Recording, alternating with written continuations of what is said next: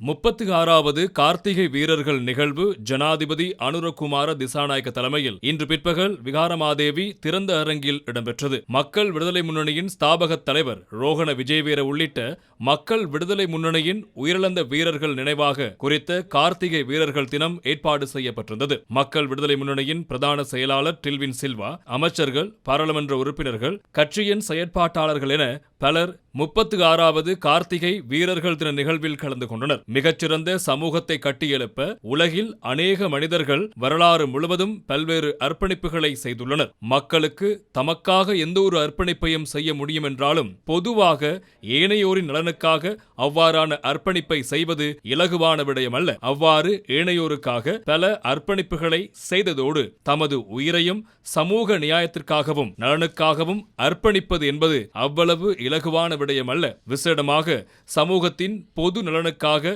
தமது உயிரையே பணயம் வைப்பது இலகுவாக யாராலும் செய்துவிட முடியாது. பொதுமக்களுக்கு மிகச்சிறந்த சமூகத்தை கட்டியெழுப்ப தனது உயிரையே தியாகம் செய்த மனிதர்கள் உலகில் அரிதாகவே உள்ளனர். அவ்வாறான கார்த்திகை வீரர்களை நினைவு கூறுவதே இந்நிகழ்வாகும். சமூக நெருக்கடிகள், ஏற்றத்தாழ்வு உள்ளிட்ட பிரச்சனைகளால் துயரங்களை அனுபவித்த இந்நாட்டு மக்களுக்காக தைரியமாக போரிட்ட மனிதர்களின் கதையே இந்த கார்த்திகை வீரர்கள் நிகழ்வின் பின்னால் உள்ளது.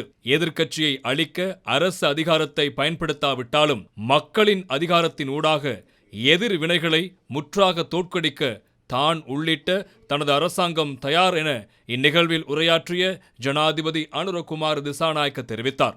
அதாபி මෙතරට එක්රැස් වෙලා ඉන්නේ අපේ පක්ෂ ගොඩනගන ලද අපේ පක්ෂයට ජීවය எமது கட்சிக்கு அர்ப்பணிப்பு, விட்டுக் கொடுத்தல் உள்ளிட்ட மிகப்பெரிய பாடங்களை கற்பித்த தோழர் ரோகண விஜயவீர உள்ளிட்ட ஆயிரக்கணக்கான தோழர்கள், சகோதரிகளை நினைவு கூறுவதற்காக நாம் இங்கு கூடியுள்ளோம். 1989ஆம் ஆண்டிற்கு பின்னர் 36 வருடங்களாக அவர்கள் குறித்து பேசியிருக்கின்றோம், அவர்களை நினைவு கூர்ந்திருக்கிறோம்.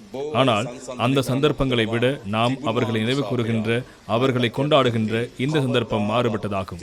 இதற்கு முன்னர் நாம் அவர்களின் குணாம்சங்கள், நல்ல விடயங்களை பற்றி பேசியது அதிகாரத்தை கைப்பற்றுவதற்கான நோக்கை அடிப்படையாக கொண்டே. ஆனால் நாம் இப்போது அவர் குறித்து பேசுவது அதிகாரத்தை கைப்பற்றிய அமைப்பாக.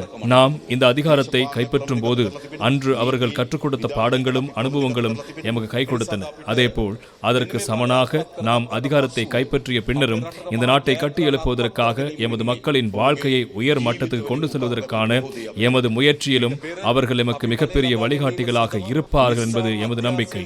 அநேகமானோர் ஏற்கனவே இருந்த அரசாங்கத்தையும் எம்மையும் ஒப்பிட்டு பார்க்கிறார்கள். நான் ஒன்றை கூறிக்கொள்ள விரும்புகிறேன். முன்னைய அரசாங்கங்களும் எமது அரசாங்கமும் ஒப்பிட்டு பார்க்க முடியாத இருவேறு முனைகளாகும். பழைய அரசாங்கத்திற்கு அதே போன்றதொரு அரசாங்கம் வரும்போது நல்லவை கெட்டவைகளை அளவிட முடியும். நாம் மக்களோடு வலுவான தொடர்பை கொண்டு தரமான அரசாங்கம் ஒன்றை உருவாக்கியுள்ளோம். எமக்கும் அவர்களுக்கும் உள்ள வித்தியாசம் என்ன? அதிகாரத்தை தக்க வைப்பதற்காக இதற்கு முன்னர் நாம் முட்டி மோதிக்கொண்டோம். இன்று கைப்பற்றப்பட்ட அதிகாரத்தின் ஊடாக நாட்டுக்கு வெற்றியை பெற்றுக் கொடுப்பதற்காக முட்டி மோதும் மனிதர்களாக உள்ளோம். மாற்றம் எங்கே உள்ளது? அன்றைய நோக்கத்திற்கும் இன்றைய நோக்கத்திற்கும் இடையிலேயே மாற்றம் உள்ளது. அந்த மாற்றமான நோக்கங்களை அடைவதற்கு இந்த அதிகாரத்தை நாம் பெற்றது மேடையில் உள்ள நாம், நீங்கள் எல்லோரும் தனிப்பட்ட நோக்கங்களை அடைவதற்காக அல்ல. இந்த அதிகாரம், இந்த இயக்கம் வரலாறு முழுவதும் பேணி வந்த பெருபேறுகளுக்கு அமைவாகவே எம்பசம் வந்துள்ளது. அப்படியின்றி 3-4 வருடங்களில் இடம்பெற்ற மாயாஜாலம் அல்ல. எமக்கு கிடைத்த அதிகாரம் மக்களுக்கு மேலாக உள்ள விடயம் அல்ல எனவும், மக்களை நெருக்கடிக்கு உள்ளாக்கும் விடயம் அல்ல எனவும், எல்லோருக்கும் மேலாக உள்ள மனநிலையை உருவாக்குவதற்கு அல்ல எனவும் உணர்ந்து இது எப்போதும் நாட்டு மக்களுக்கானது என்பதை நாம் புரிந்து கொள்ள வேண்டும். நாம் இந்த பயணத்தில் தீர்க்கமான பல விடயங்களை சந்தித்துள்ளோம். 2007ஆம் ஆண்டு சிலர் எமது கட்சியிலிருந்து விலகி சென்று எதிரிகளின் மடியில் அமர்ந்து கொண்டு எமது இயக்கத்துக்கு எதிராக சொல்லனா விமர்சனங்களை முன்வைத்தனர். இன்று அவர்களின் விமர்சனங்களுக்கும் அவர்களுக்கும் உயிர் இல்லை. வாழ்ந்தாலும் ஒவ்வொரு நாளும் நடைப்பிணமாக வாழ்கிறார்கள். 2012ஆம் ஆண்டும் இவ்வாறு இடம்பெற்றது. 39 உறுப்பினர்களை கொண்ட எமது கட்சி 6 உறுப்பினர்களை மாத்திரம் பெற்றுக்கொண்டது. பின்னர் அது 3 உறுப்பினர்களை மாத்திரம் பெற்றுக்கொண்டது. நாம் புறக்கணிக்கப்பட்ட அரசியல் இயக்கமாக மாறினோம். அதன் போது எமது நண்பர்கள் சிலர், ஒருபோதும் உங்கள் எதிர்பார்ப்பை இந்த மக்கள் விளங்கிக் கொள்ள மாட்டார்கள், நீங்கள் சென்று உங்கள் வேலைகளை பாருங்கள் என்றார்கள். ஆனால் இந்த மாற்றத்துக்காக உயிருள்ளவரை போராடுவோம் என்ற வைராக்கியத்தோடு நாம் செயற்பட்டோம். බලය අත්පත් කර ගැනීම අපි බලය අත්පත් කරගත්තා.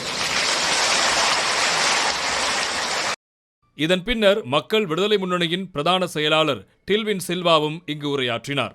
කවුරුත් බලාපොරොත්තු වෙච්ච නැති ලෙස දෙවන්ත මහජන ව්‍යාපාරයක් හදලා අපි බලයට වෙත්ති. யாரும் எதிர்பார்க்காத மிகப்பெரிய மக்கள் இயக்கம் ஒன்றை அமைத்து நாம் அதிகாரத்துக்கு வந்துள்ளோம். நாம் இன்று அனுஷ்டிப்பது மரணத்திற்கே சவால் விட்ட மனிதர்களுக்கே ஆகும். எனவே எமக்கு முன்னால் உள்ள சவால்களுக்கு முகம் கொடுப்பது மிகப்பெரிய விடயம் அல்ல. அதற்கு தேவையான தைரியம், சக்தி, நம்பிக்கை, அறிவு என்பன எம்மிடத்தில் உள்ளன. இங்கிருந்த சம்பிரதாய கட்சிகளுக்கு நடந்திருப்பதை நாம் பார்க்கின்றோம். மக்கள் விடுதலை முன்னணி என்பது தேர்தல் செயலக புத்தகத்தில் பதிவு செய்யப்பட்டுள்ள வெறுமனே ஒரு கட்சி அல்ல. மிகவும் ஆழமான அடித்தளம் கொண்ட கட்சியாகும். அரசாங்கத்தை கவிழ்க்கும் கூட்டம் தொடர்பில் பேசுகிறார்கள். கொழும்பை சுற்றி வளைக்கப் போவதாக கூறுகிறார்கள். ஆங்காங்கே சிறு சிறு குழுக்களை சேர்த்துக் கொண்டு அரசாங்கத்தை அச்சுறுத்த நினைக்க வேண்டாம். ஊர்வலம் காட்ட வேண்டும் என்றால் எம்மாலும் அதனை நன்றாக செய்து காட்ட முடியும். அரசாங்கத்தை கவிழ்க்க 5000 பேருடன் வந்தால் அரசாங்கத்தை பாதுகாக்க 50,000 பேரோடு வீதிக்கு இறங்கக்கூடிய வலுவான இயக்கம் என்பதை நாம் கூறிக்கொள்ள விரும்புகிறேன்.